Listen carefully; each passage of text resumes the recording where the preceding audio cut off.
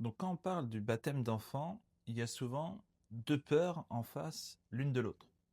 La première peur, c'est si on baptise un bébé, on fait comme si sa foi était déjà là.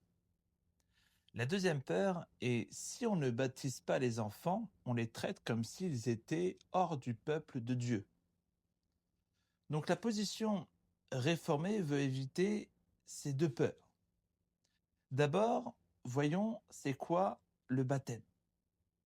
Le baptême n'est pas un acte de magie. Ce n'est pas de l'eau et une formule magique qui crée un cœur automatiquement nouveau.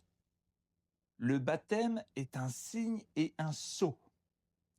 Un signe, ça veut dire il montre l'évangile en image, avec le visuel. Dieu lave, Dieu pardonne, Dieu unit à Jésus-Christ. Et le sceau, c'est comme une signature officielle de Dieu sur sa promesse. Donc le salut vient de Jésus-Christ reçu par la foi.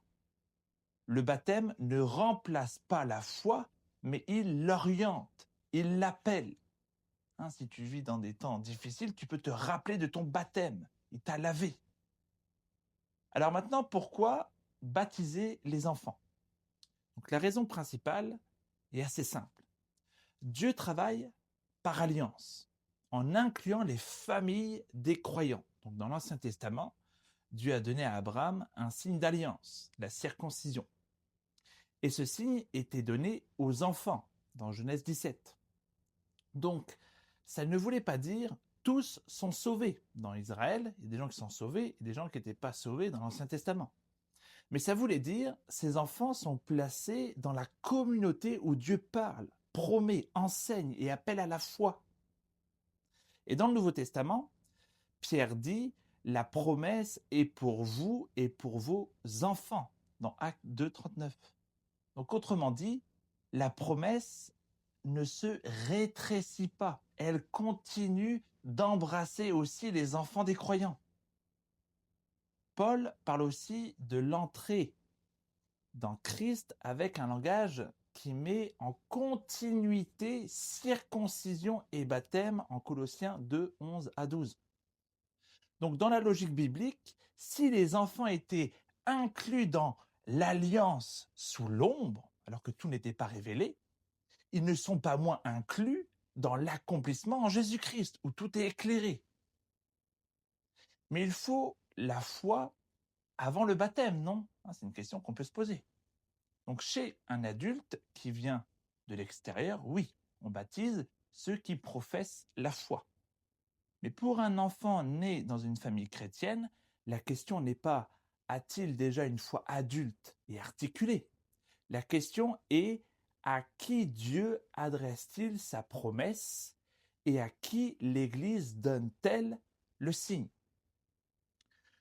Et Jésus montre au moins ceci, les enfants ne sont pas mis à distance, il les reçoit, il les bénit. Laissez venir à moi les petits-enfants, dans Marc 10, 14. Donc la foi chez l'enfant grandit dans le temps. Le baptême n'est pas la ligne d'arrivée, c'est le point de départ visible. Tu appartiens à cette communauté, écoute la parole, repens-toi, crois en Christ, vis ton baptême.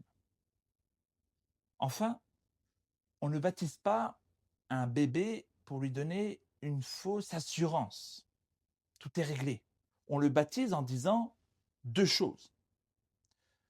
La première, Dieu est fidèle. Il promet d'appeler nos enfants à lui. Et la deuxième chose, l'enfant devra répondre, grandir, entendre l'évangile, se repentir et croire.